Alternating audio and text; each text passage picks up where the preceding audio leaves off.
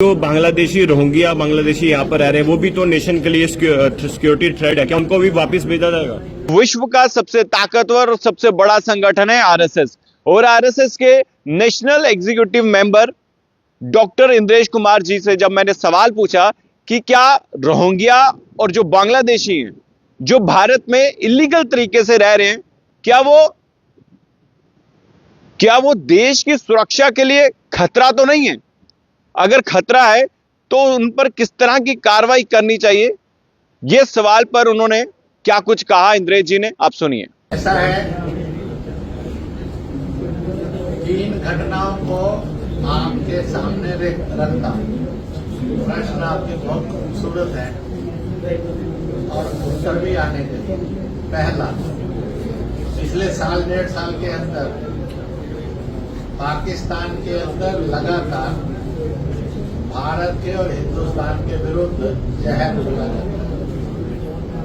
मैंने और आपने 20 साल पहले उस जम्मू कश्मीर को देखा है और रुकता है। इस पर लिखा होता था हर हिंदुस्तानी रुकता है वापिस। आपने भी इस दर्द को और इस अपमान को सहा है और जिया है। उस जख्म को भूलिए मत। जिस दिन आप भूल जाएंगे उस दिन सोचना पड़ेगा कि ऐसे भूल जाने वाले लोगों को किस श्रेणी में रखा है। और इसलिए मैंने उस समय भी कहा है और आज फिर कह रहा हूं, पाकिस्तान, चीन आदि ने हथियार दिए, ट्रेनिंग दी, कश्मीरियों से कश्मीरियों को लड़वाकर मरवाया, कश्मीर को बर्बाद किया, कश्मीरियत को बदनाम किया।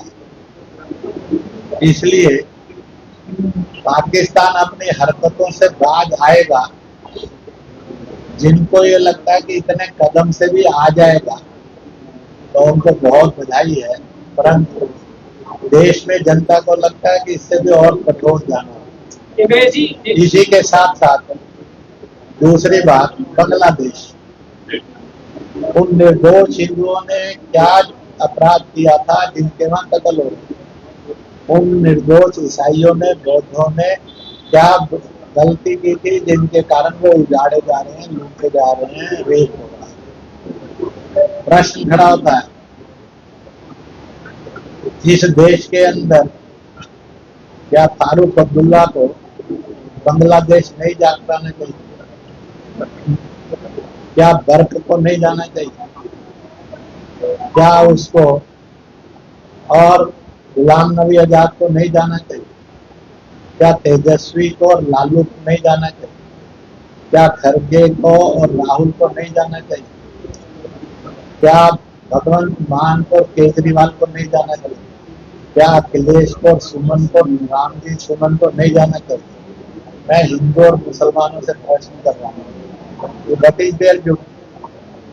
और इसी तरह से तीसरी घटना जो बहुत दर्दनाक है वो है मुर्शिदाबाद। उनको लगता होगा कि वक़्त के संशोधन उनको नहीं चलेगा, वो धरना करे, प्रदर्शन करे, जलसा करे, जुलूस करे, पर जिन पर उन्होंने जुल्म किए हैं वो तो उनके रास्ते में नहीं आते। वो जुल्म क्यों किए, इसलिए किए, और इसलिए आज इस मानसिकता को नहीं समझा तो फिर मैं और आप इस बात की इजाजत देते रहेंगे, प्रेस भी इस बात की इजाजत देते रहेगी, जुल्म करो और जुल्म सहो, केवल पॉलिटिकल कीचड़ उछालने का धंधा करो। पॉलिटिकल कीचड़ उछालने से मुर्शिदाबाद नहीं रुका जा सकता। क्या आप इस बात की इजाजत देंगे कि मुर्शिदाबाद के अंदर निर्दोष लोग, उनका रेप भी होना चाहिए, उनका पर अत्याचार भी होना चाहिए, वो उजाड़े भी जाने? अगर आप इजाजत नहीं देंगे तो आपका जमीर भी कहेगी लिखना क्या है और बताना, और अगर नहीं होगी तो मुश्किल खड़ा होगी। इसलिए इस बात को पूरी ताकत से खड़ा होना चाहिए। वह जरूरी था और है।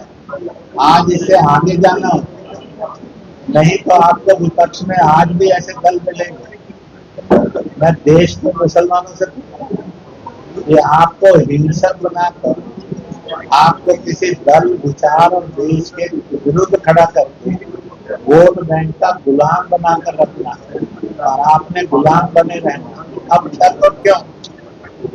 इसलिए इस गुलामी से मुक्ति की भी रास्ता खोलिए। आप मुसलमान कहते थे खुदार हिंदुस्तानी बनना,